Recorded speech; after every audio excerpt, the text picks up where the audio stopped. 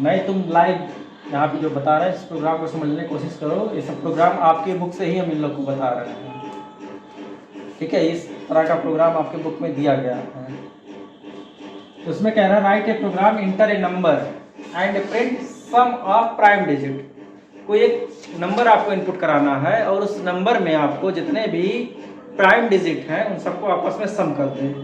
वो चाहे एक डिजिट हो, चाहे दो हो, चाहे तीन हो, चाहे चार हो, जैसा डिजिट डालेंगे हो सकता है और प्राइम नंबर हो ही ना, तो उसका सम जीरो दिखा दे कि मतलब ऐसे इसमें कोई प्राइम नंबर नहीं, इसलिए इसका सम जीरो दिखा रहा है। तो ये आपको करना है। जैसे एग्जाम्पल के तौर पर हम ले रहे हैं 4 7 5 3 1, या फिर इतना 4 डिजिट ले लेते हैं। इसमें कौन कौन से नंबर प्राइम है? 3 5 7। अब इन तीनों का सम निकाल दो, यानी 7 और 5 12 12 3 यही निकाल दो। जो और अदर नंबर्स हैं यानी नॉन प्राइम नंबर्स हैं उनको हम लोग छोड़ देंगे इसमें। तो इसको समझते हैं कैसे इसमें कर लेंगे। सबसे पहले हम एक नंबर इनपुट करा लेते हैं, evil input inter a number. अब हम लोग क्या करते हैं, यहाँ पर हम लोग लिखते हैं वाई। अच्छा, ऊपर कुछ जगह छोड़ के ही लिखते हैं 2 लाइन, ठीक है, क्योंकि हमें पता है ऊपर अभी हमें सम कहाँ कराना है, काउंटर वेरिएबल कहाँ बनाना है, ये हमें डिसाइड नहीं किया है, क्योंकि वो सब चीज़ें आगे चल के हम डिसाइड करेंगे इनको करना कहाँ पर। इसीलिए हम लोग प्रोग्रामिंग में गैप को देकर चलते हैं ताकि ज़रूरत पड़ने पर किसी लाइन को हम लिख सकें। इसलिए हम ऊपर देखिए गैप, पिछले भी प्रोग्राम में हमने गैप दे दिया था और इस प्रोग्राम में भी गैप दे दिया। While n is greater than 0, ठीक, मॉड निकाल लेते हैं, m equal to n divide by 10। Counter variable को हम यहीं बनाएंगे और सम को हम यहाँ बना लेंगे, s इक्वल टू 0, ठीक है, यहाँ पे बना दिया। क्योंकि प्राइम नंबर हमें अलग अलग डिजिट का निकालना है तो काउंटर वेरिएबल को हम लोग लूप के अंदर लिखेंगे, क्योंकि एक बार संख्या निकालेगा तो सी के अंदर कुछ वैल्यू आएगी, तो वो वैल्यू हमें फिर से रीसेट करना होगा 0, क्योंकि अगर नहीं करेंगे तो अगली बार जब दूसरे का आप निकालेगा तो सेम संख्या को बढ़ाते हुए आगे लेकर चला जाएगा। यानी अगर सी में 2 है तो फिर अगला जब निकालेगा तो 2 से ही गिनती आगे बढ़ेगी, यानी 3 होगा 4 होगा। तो हम लोग क्या करते हैं, सी को 0 कर देते हैं, यानी हर बार जब नए नंबर को निकाला जाएगा तो उसको 0 कर दिया जाएगा, यानी काउंटर वेरिएबल को 0 कर दिया जाएगा। तो हमने यम के अंदर वो संख्या निकाल लिया। देखिए इस तरह के प्रोग्राम में कुछ है नहीं, बस 2 स्टेप दे दिया है, 2 काम कह दिया है। एक तो आपको नंबर निकालना है, इसके पहले हमने आपको प्रोग्राम में बताया था कि सारे नंबर्स को अलग अलग कैसे निकालेंगे, और ये भी बताया था कि फैक्टोरियल कैसे निकालते हैं या प्राइम नंबर कैसे निकालते हैं। तो हमने अलग अलग कर लिया ना भाई, ऐसे होगा ना, बस इसको प्रिंट करा देंगे, एग्जाम के अंदर सारे नंबर आ जाएंगे और n equal to n divide by 10 कर देंगे। हमारा प्रोग्राम यहाँ तक का होगा कि सारे नंबर को निकालना है। अब आगे इसमें हमें करना कि प्राइम डिजिट चेक करना वो नंबर है कि नहीं है। तो भैया अब हमारा जो यम था वो यम बन चुका है, ठीक है। अब इसको यम की तरह मत देखिए, इसको कुछ ऐसे खतरनाक चीज नहीं है। ये मान के चलिए आपका ये नंबर है और चेक करना है प्राइम नंबर है कि नहीं है। तो चलिए चेक कर लेते हैं भाई। कोई भी आप प्राइम नंबर का प्रोग्राम को दिमाग में स्टोर कीजिए, अपने उसको रिकॉल कीजिए और सोचिए कैसे उसको सॉल्व करते थे। तो हम लोग यहाँ पे लिखते थे फॉर आई इन रेंज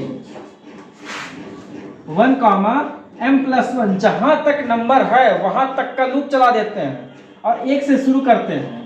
तो 1 से लेकर उस नंबर तक के बीच में जो भी नंबर्स हमको मिलेंगे उन सारे नंबर से हम जो भी नंबर जिसको चेक करना प्राइम है कि नहीं उसको बारी बारी से डिलीट करते हैं, डिवाइड करते हैं और देखते हैं वो कितनी बार डिवाइड हो रहा है। और हम ये काउंट कर लेते हैं कि वो डिवाइड जो हो रहा है वो कितनी बार हो रहा है।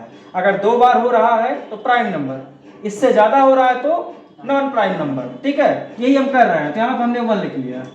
फिर हमने यहाँ पे चेक किया इफ यम को डिवाइड कर रहा है आई, क्योंकि आई के अंदर हमको मिलता है नंबर का सीक्वेंस। अब आई बारी बारी से, क्योंकि आई की वैल्यू हमेशा बदलेगी। जैसे अभी आई की वैल्यू हमारी, यम की वैल्यू क्या हमारी है 3, तो 3 यानी 1 से लेकर 4 तक का रेंज बना। यानी अब आई की वैल्यू 1 होगा, 2 होगा, 3 होगा, ठीक है। 4 तक नहीं जाएगा क्योंकि जितना रेंज लिखते हैं उससे कम चलता है। अब यहाँ पे हमने लूप को डिफाइन किया था, लूप 3 बार चलेगा। अब यम के अंदर 3 है, 3 को 1 से डिवाइड करेंगे, फिर 2 से, फिर 3 से। तो जब 1 से डिवाइड करेंगे, चेक करेंगे क्या 1 3 को पूरा पूरा डिवाइड कर रहा है। कोई भी नंबर जब किसी को पूरा पूरा डिवाइड करता है तो उसका मॉडुलस यानी शेषफल 0 हो जाता है। चेक कर लिया हमने। अगर ऐसा हो रहा हो तो हमने कहा c=c+1 कर दो, c में 1 बढ़ा दो ताकि हमें पता चल जाए ये काम हुआ है कि नहीं हुआ, ठीक है। जैसे आपने एक चक्कर, हमने कहा कि जाइए 10 चक्कर लगाइए, लेकिन जब एक चक्कर हो जाएगा तो आप काउंट भी तो करेंगे। तो आपने कहीं पे से लाइन खींच दिया, दूसरा चक्कर हो तो लाइन खींच दो। तो वही हम समझ लीजिए कि यहाँ पे काउंट कर रहे हैं कितनी बार हम काम किए हैं, अब चेक करेंगे हम लोग भाई, हम भाग वगैरह सब कुछ दे दिए, चेक कर लिए कितनी बार। तो अब चेक करेंगे भाई यम के अंदर जो नंबर आया है वो कितनी बार कटा है। हमने लिखा है M sorry C is equal to 2, यानी यम जो भी नंबर है वो कितनी बार डिवाइड हुआ है, कितनी बार पूरी तरीके से डिवाइड हुआ। क्या वह 2 बार डिवाइड हुआ है? अब हमें नहीं पता कितनी बार है, लेकिन हमें अपने प्रोग्राम के लिए चाहिए कि अगर वो नंबर केवल 2 बार कटा हो तो उसको क्या कह देंगे हम लोग, उसको हमें प्रिंट कराना या हमें उसको सम कराना। तो हम क्या करेंगे, s equal to S plus M कर देंगे। हमें चाहिए एक ऐसा बर्तन जो वैल्यू को बार बार उसके अंदर स्टोर कराए। तो हमने कहा यस में जो रखा है उस वैल्यू के साथ m को जोड़ दिया जाए और जितना कंप्लीट हो फिर उसको s के अंदर ही डाल दें। ठीक है, यानी s के अंदर हमने 0 रखा, हमने कहा कि 0 के अंदर 0 से m को जोड़ दिया जाए। तो 0 के अंदर हमारा क्या है, s के अंदर हमारा क्या है 0 और m के अंदर क्या है 3। तो 0 प्लस 3 3 हो गया। जो कुछ भी मिला उसको हमने फिर से s के अंदर डाल दिया। s की वैल्यू अब 3 हो चुकी है, s की वैल्यू क्या हो गई है 3। बात खत्म। नीचे आएंगे हम लिखेंगे n equal to n divide by n equal to n divide by 10। उसके बाद जो भी वैल्यू होगा हम क्या करेंगे, बार बार, अभी हम व्हाइल के अंदर हैं तो बार बार वैल्यू प्रिंट होगा। तो व्हाइल के बाहर चले आएंगे, लिखेंगे प्रिंट, क्योंकि भाई व्हाइल क्या काम कर रहा है, सारे नंबर को बारी बारी से निकाल रहा है। अगर हम इसके अंदर प्रिंट करेंगे तो पहला नंबर निकालेगा उसको प्रिंट कर देगा, दूसरा नंबर निकालेगा प्रिंट कर देगा, यानी बार बार चलेगा। तो हम लोग फाइनल सम निकालना है, पहले सब नंबर्स को चेक कर ले। हम लोग सम को यहाँ पे इकट्ठा कर ले रहे हैं। इसी चीज को इकट्ठा करने के लिए हम लोग जो कुछ भी एस में जोड़ते हैं उसको मिला के फिर एस में रख देते हैं, ताकि वो अपने बैक के एडिशन को भी रखता चला जाए। तो बाहर हम प्रिंट कराएंगे, यहाँ पे हमने लिख दिया सम ऑफ प्राइम डिजिट इक्वल लिया और हमने यहाँ पे कॉमा लगा के यस को प्रिंट करा दिया। अगली बार ये क्या करेगा, यम इसको काट देगा। ऊपर जाएंगे तो 4 7 5 चेक करेगा कि 0 से ग्रेटर है, सही है। सी की वैल्यू चेक जो भी होगा 0 कर देगा। अगली बार उसके पीछे से नंबर को निकालेगा, तो पीछे का नंबर क्या बचा हमारा 5, तो यम की वैल्यू 5 हो गया, यानी ये नंबर हमारा निकल गया। अब इसी नंबर को चेक करना है प्राइम है कि नहीं। तो अब हम यम के अंदर क्या हमको मिला 5। लूप हमारा कहां तक चलेगा, 1 से लेकर 6 तक, यानी कितनी बार चलेगा 5 बार, 5 टाइम्स, 1 2 3 4 5। ठीक है, तो अब जो यम है यानी यम 5 है वो 1 से डिवाइड होगा, फिर 2 से, फिर 3 से, फिर 4 से, फिर 5 से, उसके बाद लूप खत्म हो जाएगा। चेक कर लेते हैं, 1 से डिवाइड होगा पूरा शेषफल 0 आएगा। 2 से डिवाइड करने पर नहीं आएगा, 3 से नहीं आएगा, 4 से करने पर नहीं आएगा, 5 से करने पर आएगा। तो यानी 1 से आ रहा, 1 से जब आएगा तो C की वैल्यू हमारी 1 हो गई। फिर जब 5 से डिवाइड करेंगे तो 2, यानी तब भी डिवाइड हो जाएगा, कंडीशन सही होगा तो लूप के अंदर चले आएंगे, हमारा हो गया। यानी C की वैल्यू हमको 2 मिली। चेक कर ले रहा है क्या C 2 के बराबर है। अगर बराबर है तो S के अंदर जो वैल्यू 3 रखी है उसके साथ हम 2 को जोड़ देंगे, यानी 3 + 2 कितना हो गया 5। ये सब हमारा 5 बन चुका है, टोटल इसके अंदर स्टोर है। अगली बार क्या किया, n के अंदर से ये नंबर को हटा दिया गया, बचा 7। ऊपर आगे 47 इज ग्रेटर देन 0, कंडीशन सही है। C के अंदर जो रखा सब हटा के 0 कर दिया गया, देखिए 0 हो गया।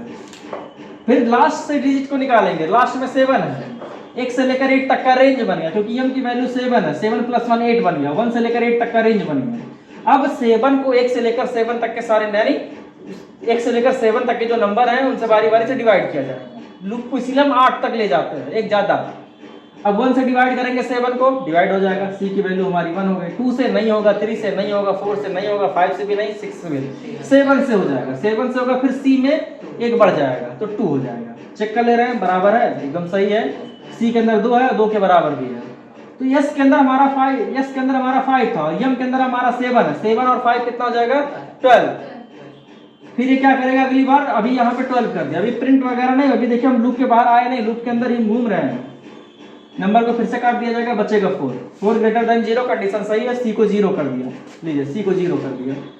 अब हमने क्या किया, m mod by 10, पीछे से 4 को निकाल लिया, m की वैल्यू 4 हो गई, 1 से लेकर 5 तक का रेंज दे दिया, यानी लूप हमारा 4 बार चलेगा। 1 से डिवाइड करेंगे, डिवाइड हो जाएगा, C की वैल्यू 1 हो गई।